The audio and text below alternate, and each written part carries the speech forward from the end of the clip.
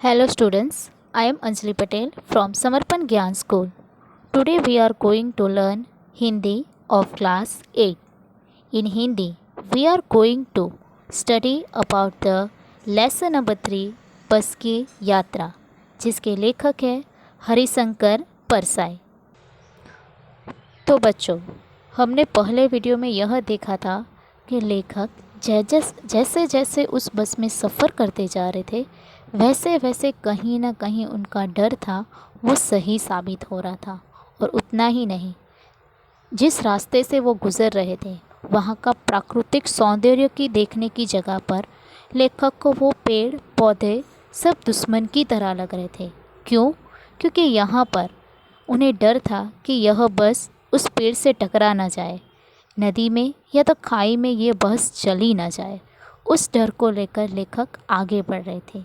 तो बच्चों, आज हम यह जानेंगे कि लेखक है वो उस बस में जब सफ़र कर रहे थे तो और कौन सी मुसीबत उनके सामने आई, जिसके बारे में हम जानेंगे। एक पुलिया के ऊपर पहुंचते ही एक टायर फिस करके बैठ गया। वह बहुत ज़ोर से हिलकर थम गई। अगर स्पीड होती तो उछलकर नाले में गिर जाती।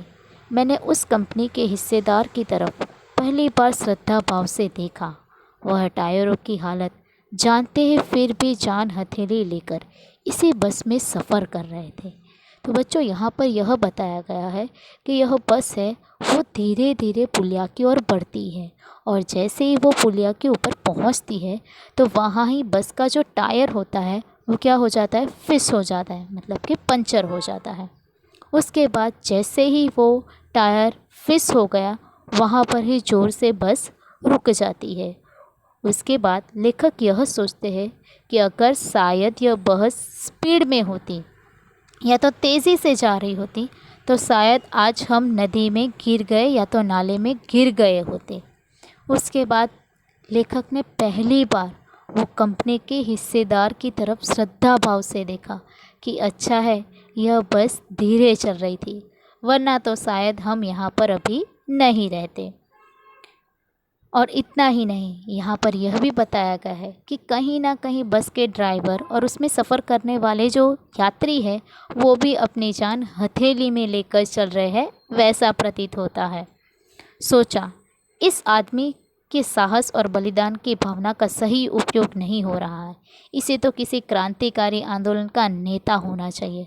अगर बस नाले में गिर पड़ती और हम सब मर जाते तो देवता बहा पसारे उसका इंतज़ार करते, कहते वह महान आदमी आ रहा है जिसने टायर के लिए प्राण दे दिए, मर गया पर टायर नहीं बदला।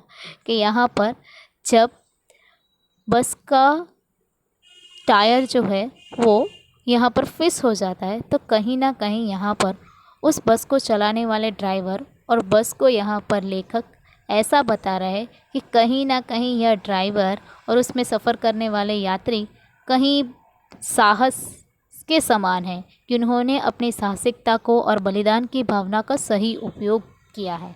अगर यहाँ पर बस अगर नाले में चली जाती तो कहीं ना कहीं हम यहाँ पर नहीं बचते, जिसके लिए लेखक अपने आप को क्रांतिकारी आंदोलन के नेता के समान बता रहा है।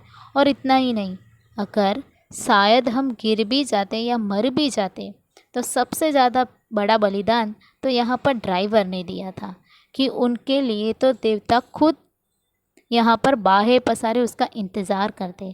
और इतना ही नहीं, यहाँ पर इंतज़ार करते करते देवता दूसरे देवता तो कहते यह महान आदमी आया है जिसने अपने प्राण त्याग दिए परंतु उस बस के टायर को नहीं बदला। दूसरा घिसा टायर लगाकर फिर बस चली। अब हमने वक्त पर पन्ना पहुंचने की उम्मीद छोड़ दी थी। पन्ना कभी भी पहुंचने की उम्मीद छोड़ दी थी। पन्ना क्या, कहीं भी पहुंचने की उम्मीद छोड़ दी थी। लगता था ज़िंदगी इसे बस में गुजारनी है और इससे सीधे उस लोक का प्रयाण कर जाना है। इस पृथ्वी पर उसकी कोई मंजिल नहीं है। हमारी बेताबी तनाव ख़त्म हो गए। हम बड़े इत्मीनान से घर की तरफ बैठ गए। चिंता जाती रही, हंसी मजाक चालू हो गए। उसके बाद ड्राइवर ने जिस टायर पंचर हो गया था उनकी जगह पर दूसरा टायर लगा दिया, वो भी कहीं शायद ही घिसा हुआ था। उसके बाद यहाँ पर बस में सफ़र करने वाले सभी यात्रियों ने उम्मीदें छोड़ दी थी कि कहीं ना कहीं वो समय पर जहाँ पहुँचना चाहते हैं वहाँ पहुँच जाएंगे, कि लेखक ने पन्ना क्या कहीं भी पहुँचने की उम्मीद छोड़ दी थी। उन्हें ऐसा लग रहा था जैसे हम यहाँ पर ज़िंदगी की इस बस में गुजारनी है और इतना ही नहीं, सीधे लोक ही जाना है। यहाँ पर पृथ्वी पर कोई मंजिल नहीं। यह सब लेखक के अनुभव है। और इतना ही नहीं, उनके बाद उन्होंने उसके ऊपर विचार करना ही छोड़ दिया। वो बड़े इत्मीनान से घर की तरफ गए और हंसी मजाक करते हुए। तो बच्चों, हमने इस पाठ में यह सीखा कि अभी जो मालिक होते हैं उनके अंदर लालच इतनी बढ़ जाती है कि कहीं ना कहीं वो लालच के चक्कर में उन बस में सफ़र करने वाले यात्री के जीवन को भी नहीं देखते हैं। तो यहाँ पर लालच बुरी बला है, हमें यह सीख मिलती है।